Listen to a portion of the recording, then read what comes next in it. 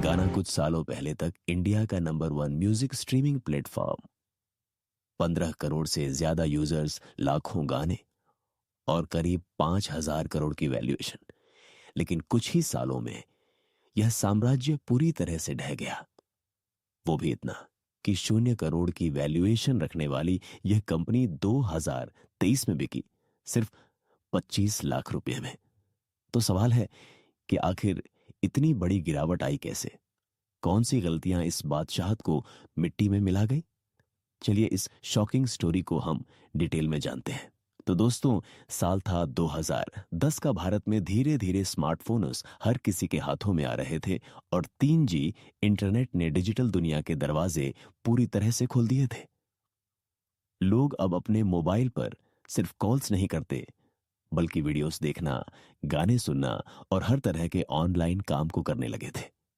लेकिन इस टाइम तक एक बहुत बड़ी दिक्कत थी कि गाने सुनने का कोई आसान और लीगल तरीका मौजूद ही नहीं था। लोग या तो YouTube पर गाने ढूंढते, जहां ऑडियो सुनने के लिए वीडियो भी प्ले करनी पड़ती थी, या फिर पायरेटेड वेबसाइट से डाउनलोड करके सुनते थे, जहां पुअर साउंड क्वालिटी और बफरिंग जैसी कई सारे प्रॉब्लम्स थी। और हां, यह तरीका लीगल भी नहीं था। इसी समय टाइम्स इंटरनेट लिमिटेड में काम करने वाले दो म्यूजिक लवर्स अविनाश मुदलियार और जैत हार्डे भी रोज यही फ्रस्ट्रेशन झेल रहे थे। उन्हें लगता था कि काश कोई ऐसा प्लेटफॉर्म हो जहां वह आसानी से अच्छी क्वालिटी में गाने सुन सके। और फिर इसी दौरान जब उन्होंने मार्केट एक्सप्लोर करना शुरू किया, तो उन्हें पता चला कि यह उनके अकेले की प्रॉब्लम नहीं है, बल्कि लाखों लोग इस परेशानी से जूझ रहे हैं।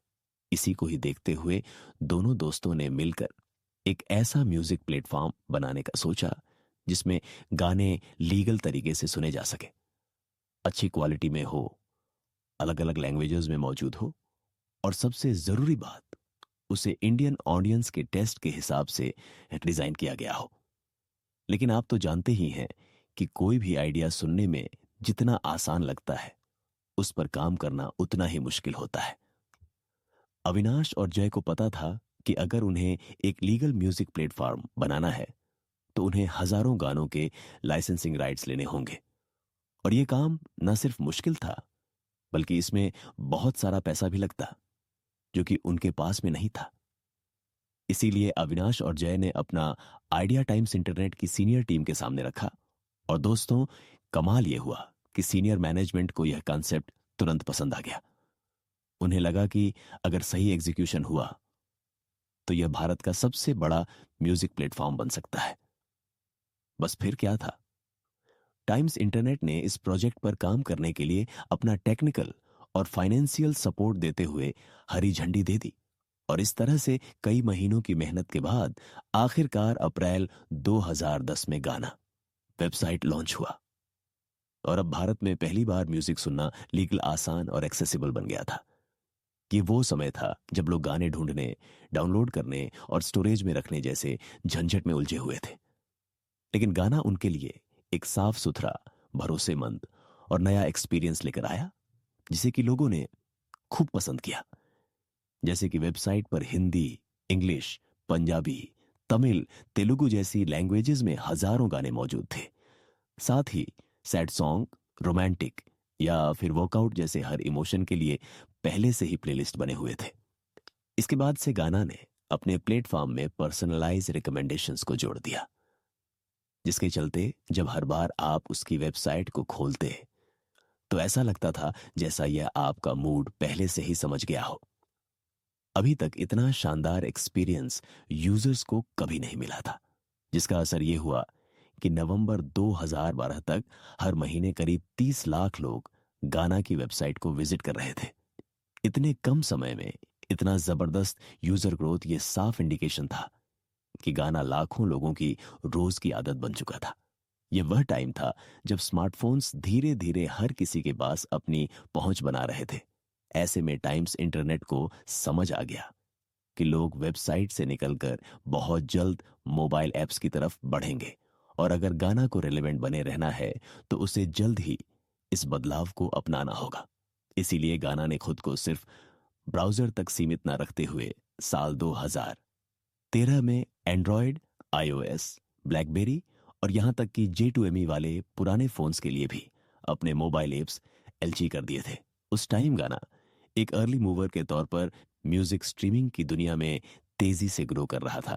हर महीने लाखों नए यूजर्स जुड़ रहे थे और प्लेटफॉर्म का एक्सपीरियंस भी लगातार बेटर होते जा रहा था। लेकिन तभी इस बढ़ती हुई मार्केट में एक नया खिलाड़ी उतरा, विंक म्यूजिक, जिसे भारतीय एयरटेल ने 1 सितंबर 2014 को लॉन्च किया था। एयरटेल जैसी बड़ी टेलीकॉम के सपोर्ट के साथ में विंक की एंट्री काफी दमदार रही थी, जिससे गाना के लिए कंपटीशन बढ़ गया। लेकिन हैरानी की बात यह रही कि गाना का इस पर कोई खास असर नहीं पड़ा, क्योंकि गाना उस टाइम तक एक ट्रस्टेड और पॉपुलर नाम बन चुका था और यूजर्स उससे इमोशनली जुड़ चुके थे। साथ ही गाना लगातार नए फीचर्स और टेक इनोवेशंस के जरिए यूजर्स की एक्सपेक्टेशन से हमेशा एक कदम आगे निकल जाता था। इसीलिए विंक की एंट्री के बावजूद गाना अपनी पोजीशन पर मजबूती से टिका रहा। इसके बाद 2015 में स्मार्टफोन जॉइंट माइक्रोमैक्स भी मैदान में उतरा और GN.com में स्टेक एक्वायर कर लिए, जिसके बाद उसने अपने नए फोन्स में गैन ऐप को प्री इंस्टॉल करना शुरू कर दिया। अब उस टाइम माइक्रोमैक्स के लो कॉस्ट स्मार्टफोन्स काफी पॉपुलर हो रहे थे और लोग बड़ी संख्या में इसे खरीद रहे थे। ऐसे में जब भी कोई नया यूजर अपना पहला स्मार्टफोन खरीदता तो उसे वहां पहले से ही एक ready to use music app मिल जाता, जिसमें उसकी लैंग्वेज और पसंद के हिसाब से लाख गाना कुछ सालों पहले तक इंडिया का number 1 music streaming platform, 15 crore से ज्यादा यूजर्स, लाखों गाने और करीब 5,000 करोड़ की वैल्यूएशन। लेकिन कुछ ही सालों में यह साम्राज्य पूरी तरह से ढह गया। वो भी इतना कि 0 करोड़ की वैल्यूएशन रखने वाली यह कंपनी 2023 में बिकी सिर्फ 25 लाख रुपए में। तो सवाल है कि आखिर इतनी बड़ी गिरावट आई कैसे? कौन सी गलतियां इस बादशाहत को मिट्टी में मिला गई?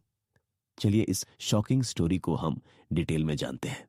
तो दोस्तों, साल था 2010 का। भारत में धीरे धीरे स्मार्टफोन्स हर किसी के हाथों में आ रहे थे और 3G इंटरनेट ने डिजिटल दुनिया के दरवाजे पूरी तरह से खोल दिए थे। लोग अब अपने मोबाइल पर सिर्फ कॉल्स नहीं करते, बल्कि वीडियोस देखना, गाने सुनना और हर तरह के ऑनलाइन काम को करने लगे थे। लेकिन इस टाइम तक एक बहुत बड़ी दिक्कत थी कि गाने सुनने का कोई आसान और लीगल तरीका मौजूद ही नहीं था। लोग या तो YouTube पर गाने ढूंढते, जहां ऑडियो सुनने के लिए वीडियो भी प्ले करनी पड़ती थी, या फिर पायरेटेड वेबसाइट से डाउनलोड करके सुनते थे, जहां पुअर साउंड क्वालिटी और बफरिंग जैसी कई सारे प्रॉब्लम्स थी। और हां, यह तरीका लीगल भी नहीं था। इसी समय टाइम्स इंटरनेट लिमिटेड में काम करने वाले 2 म्यूजिक लवर्स अविनाश मुदलियार और जैत हार्डे भी रोज यही फ्रस्ट्रेशन झेल रहे थे। उन्हें लगता था कि काश कोई ऐसा प्लेटफॉर्म हो जहां वह आसानी से अच्छी क्वालिटी में गाने सुन सके। और फिर इसी दौरान जब उन्होंने मार्केट एक्सप्लोर करना शुरू किया तो उन्हें पता चला कि यह उनके अकेले की प्रॉब्लम नहीं है, बल्कि लाखों लोग इस परेशानी से जूझ रहे हैं। इसी को ही देखते हुए दोनों दोस्तों ने मिलकर एक ऐसा म्यूजिक प्लेटफॉर्म बनाने का सोचा जिसमें गाने लीगल तरीके से सुने जा सके, अच्छी क्वालिटी में हो, अलग अलग लैंग्वेजेस में मौजूद हो, और सबसे जरूरी बात, उसे इंडियन ऑडियंस के टेस्ट के हिसाब से डिजाइन किया गया हो। लेकिन आप तो जानते ही हैं कि कोई भी आइडिया सुनने में जितना आसान लगता है, उस पर काम करना उतना ही मुश्किल होता है। अविनाश और जय को पता था कि अगर उन्हें एक लीगल म्यूजिक प्लेटफॉर्म बनाना है तो उन्हें हजारों गानों के लाइसेंसिंग राइट्स लेने होंगे। और यह काम न सिर्फ मुश्किल था, बल्कि इसमें बहुत सारा पैसा भी लगता, जो कि उनके पास में नहीं था। इसीलिए अविनाश और जय ने अपना आइडिया टाइम्स इंटरनेट की सीनियर टीम के सामने रखा। और दोस्तों, कमाल यह हुआ कि सीनियर मैनेजमेंट को यह कॉन्सेप्ट तुरंत पसंद आ गया। उन्हें लगा कि अगर सही एग्जीक्यूशन हुआ तो यह भारत का सबसे बड़ा म्यूजिक प्लेटफॉर्म बन सकता है। बस फिर क्या था, टाइम्स इंटरनेट ने इस प्रोजेक्ट पर काम करने के लिए अपना टेक्निकल और फाइनेंशियल सपोर्ट देते हुए हरी झंडी दे दी। और इस तरह से कई महीनों की मेहनत के बाद आखिरकार अप्रैल 2010 में गाना वेबसाइट लॉन्च हुआ। और अब भारत में पहली बार म्यूजिक सुनना लीगल, आसान और एक्सेसिबल बन गया था। ये वो समय था जब लोग गाने ढूंढने, डाउनलोड करने और स्टोरेज में रखने जैसे झंझट में उलझे हुए थे। लेकिन गाना उनके लिए एक साफ सुथरा, भरोसेमंद और नया एक्सपीरियंस लेकर आया, जिसे कि लोगों ने खूब पसंद किया। जैसे कि वेबसाइट पर हिंदी, इंग्लिश, पंजाबी, तमिल, तेलुगु जैसी लैंग्वेजेस में हजारों गाने मौजूद थे। साथ ही सैड सॉन्ग, रोमांटिक या फिर वर्कआउट जैसे हर इमोशन के लिए पहले से ही प्लेलिस्ट बने हुए थे। इसके बाद से गाना ने अपने प्लेटफॉर्म में पर्सनलाइज रिकमेंडेशंस को जोड़ दिया, जिसके चलते जब हर बार आप उसकी वेबसाइट को खोलते तो ऐसा लगता था जैसा यह आपका मूड पहले से ही समझ गया हो। अभी तक इतना शानदार एक्सपीरियंस यूजर्स को कभी नहीं मिला था, जिसका असर यह हुआ कि नवंबर 2012 तक हर महीने करीब 30 लाख लोग गाना की वेबसाइट को विजिट कर रहे थे। इतने कम समय में इतना जबरदस्त यूजर ग्रोथ ये साफ इंडिकेशन था कि गाना लाखों लोगों की रोज की आदत बन चुका था। यह वह टाइम था जब स्मार्टफोन्स धीरे धीरे हर किसी के पास अपनी पहुंच बना रहे थे। ऐसे में टाइम्स इंटरनेट को समझ आ गया कि लोग वेबसाइट से निकलकर बहुत जल्द मोबाइल ऐप्स की तरफ बढ़ेंगे, और अगर गाना को रेलेवेंट बने रहना है तो उसे जल्द ही इस बदलाव को अपनाना होगा। इसीलिए गाना ने खुद को सिर्फ ब्राउजर तक सीमित न रखते हुए साल 2013 में एंड्रॉयड, iOS, ब्लैकबेरी और यहां तक कि J2ME वाले पुराने फोन्स के लिए भी अपने मोबाइल एप्स LG कर दिए थे। उस टाइम गाना एक अर्ली मूवर के तौर पर म्यूजिक स्ट्रीमिंग की दुनिया में तेजी से ग्रो कर रहा था। हर महीने लाखों नए यूजर्स जुड़ रहे थे और प्लेटफॉर्म का एक्सपीरियंस भी लगातार बेटर होते जा रहा था। लेकिन तभी इस बढ़ती हुई मार्केट में एक नया खिलाड़ी उतरा, विंक म्यूजिक, जिसे भारतीय एयरटेल ने 1 सितंबर 2014 को लॉन्च किया था। एयरटेल जैसी बड़ी टेलीकॉम के सपोर्ट के साथ में विंक की एंट्री काफी दमदार रही थी, जिससे गाना के लिए कंपटीशन बढ़ गया। लेकिन हैरानी की बात यह रही कि गाना का इस पर कोई खास असर नहीं पड़ा, क्योंकि गाना उस टाइम तक एक ट्रस्टेड और पॉपुलर नाम बन चुका था और यूजर्स उससे इमोशनली जुड़ चुके थे। साथ ही गाना लगातार नए फीचर्स और टेक इनोवेशंस के जरिए यूजर्स की एक्सपेक्टेशन से हमेशा एक कदम आगे निकल जाता था। इसीलिए विंक की एंट्री के बावजूद गाना अपनी पोजीशन पर मजबूती से टिका रहा। इसके बाद 2015 में स्मार्टफोन जॉइंट माइक्रोमैक्स भी मैदान में उतरा और GN.com में स्टेक एक्वायर कर लिए, जिसके बाद उसने अपने नए फोन्स में गैन ऐप को प्री-इंस्टॉल करना शुरू कर दिया। अब उस टाइम माइक्रोमैक्स के लो कॉस्ट स्मार्टफोन्स काफी पॉपुलर हो रहे थे और लोग बड़ी संख्या में इसे खरीद रहे थे। ऐसे में जब भी कोई नया यूजर अपना पहला स्मार्टफोन खरीदता तो उसे वहां पहले से ही एक ready to use music app मिल जाता, जिसमें उसकी लैंग्वेज और पसंद के हिसाब से लाख गाना कुछ सालों पहले तक इंडिया का number 1 music streaming platform, 15 crore से ज्यादा यूजर्स, लाखों गाने और करीब 5,000 करोड़ की वैल्यूएशन। लेकिन कुछ ही सालों में यह साम्राज्य पूरी तरह से ढह गया। वो भी इतना कि 0 करोड़ की वैल्यूएशन रखने वाली यह कंपनी 2023 में बिकी सिर्फ 25 लाख रुपए में। तो सवाल है कि आखिर इतनी बड़ी गिरावट आई कैसे? कौन सी गलतियां इस बादशाहत को मिट्टी में मिला गई? चलिए इस शॉकिंग स्टोरी को हम डिटेल में जानते हैं। तो दोस्तों, साल था 2010 का। भारत में धीरे धीरे स्मार्टफोन्स हर किसी के हाथों में आ रहे थे और 3G इंटरनेट ने डिजिटल दुनिया के दरवाजे पूरी तरह से खोल दिए थे। लोग अब अपने मोबाइल पर सिर्फ कॉल्स नहीं करते, बल्कि वीडियोस देखना, गाने सुनना और हर तरह के ऑनलाइन काम को करने लगे थे। लेकिन इस टाइम तक एक बहुत बड़ी दिक्कत थी कि गाने सुनने का कोई आसान और लीगल तरीका मौजूद ही नहीं था। लोग या तो YouTube पर गाने ढूंढते, जहां ऑडियो सुनने के लिए वीडियो भी प्ले करनी पड़ती थी, या फिर पायरेटेड वेबसाइट से डाउनलोड करके सुनते थे। जहां पुअर साउंड क्वालिटी और बफरिंग जैसी कई सारे प्रॉब्लम्स थी। और हां, यह तरीका लीगल भी नहीं था। इसी समय टाइम्स इंटरनेट लिमिटेड में काम करने वाले दो म्यूजिक लवर्स अविनाश मुदलियार और जैत हार्डे भी रोज यही फ्रस्ट्रेशन झेल रहे थे। उन्हें लगता था कि काश कोई ऐसा प्लेटफॉर्म हो जहां वह आसानी से अच्छी क्वालिटी में गाने सुन सके। और फिर इसी दौरान जब उन्होंने मार्केट एक्सप्लोर करना शुरू किया तो उन्हें पता चला कि यह उनके अकेले की प्रॉब्लम नहीं है, बल्कि लाखों लोग इस परेशानी से जूझ रहे हैं।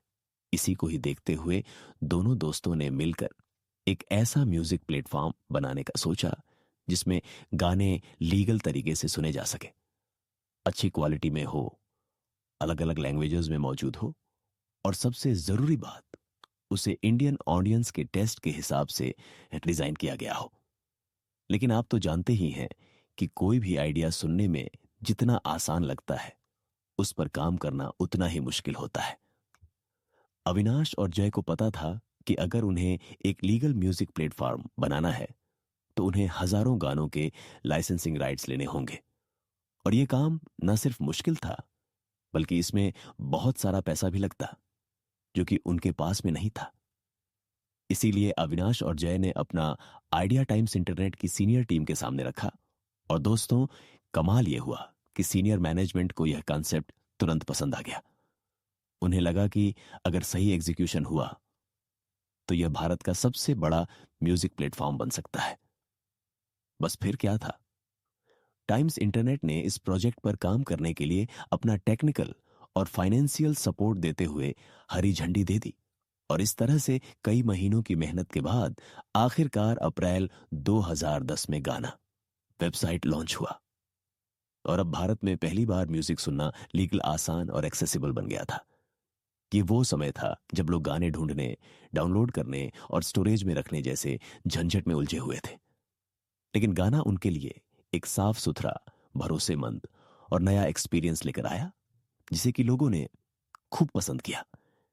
जैसे कि वेबसाइट पर हिंदी, इंग्लिश, पंजाबी, तमिल, तेलुगु जैसी लैंग्वेजेस में हजारों गाने मौजूद थे। साथ ही सैड सॉन्ग, रोमांटिक या फिर वर्कआउट जैसे हर इमोशन के लिए पहले से ही प्लेलिस्ट बने हुए थे। इसके बाद से गाना ने अपने प्लेटफॉर्म में पर्सनलाइज रिकमेंडेशंस को जोड़ दिया, जिसके चलते जब हर बार आप उसकी वेबसाइट को खोलते तो ऐसा लगता था जैसा यह आपका मूड पहले से ही समझ गया हो। अभी तक इतना शानदार एक्सपीरियंस यूजर्स को कभी नहीं मिला था, जिसका असर यह हुआ कि नवंबर 2012 तक हर महीने करीब 30 लाख लोग गाना की वेबसाइट को विजिट कर रहे थे। इतने कम समय में इतना जबरदस्त यूजर ग्रोथ ये साफ इंडिकेशन था कि गाना लाखों लोगों की रोज की आदत बन चुका था। यह वह टाइम था जब स्मार्टफोन्स धीरे धीरे हर किसी के पास अपनी पहुंच बना रहे थे। ऐसे में टाइम्स इंटरनेट को समझ आ गया कि लोग वेबसाइट से निकलकर बहुत जल्द मोबाइल ऐप्स की तरफ बढ़ेंगे।